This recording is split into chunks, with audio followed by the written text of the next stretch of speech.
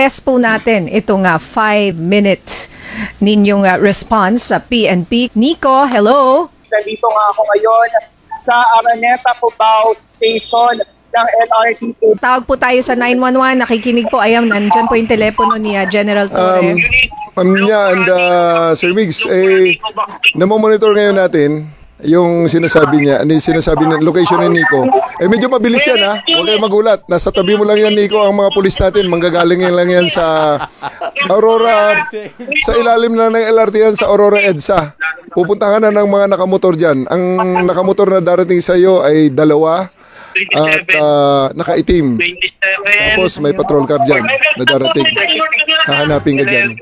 Antayin po natin. Pakitime ha, Nico, from now until yung pagdating ng ating kapulisan dyan. Mga 11:27 tumawag So, si General 11:32. Torre. 11:32. So, 11:32. Bago mag 11:32 or 11:32, dapat nandyan na sila.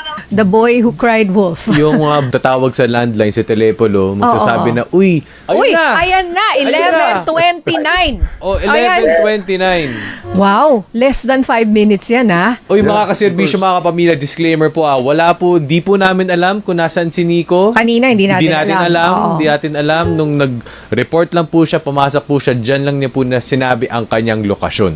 Oo. Yan. Pero yung lokasyon niya kasi medyo matao po talaga, no, General Torre. What about yung mga sabihin na natin sa mas malayo-layong lugar? Yung mas Alam mo, mahirap maganda niyan, puntahan. Ma'am Ninya. Phone-in caller na nandyan sa tabi ng kalsada or nasa restaurant ngayon. oo, ngayon. Tumawag sila ngayon dito sa programa at sabihin nila sa atin kung nasaan ang location nila. Papupuntahin natin ang pulis. Makikita nila. Diba? Baka Yes. pwede pang matest. Pero 1 minute 47 seconds nag-respond po ang ating kapulisan dito po sa tawag na 911 kung nasan po ang ating kasamahang si Nico Bagsik. Ilan yung pulis na nandyan, Nico, sa likod mo? Ngayon, Ninya, nandito na nga yung responding mga kawani ng PNP. At 3 sila na nandito ngayon sa aking likuran. Ang mobile na yan ay nakalagay dyan sa itaas sa crossing ng Aurora, EDSA and Aurora Boulevard. Dyan sa may harap ng ACT Theater. Ngayon, ang mga motor na yan ay paikot-ikot yan para silang mga satellite na umiikot sa kanilang mobile.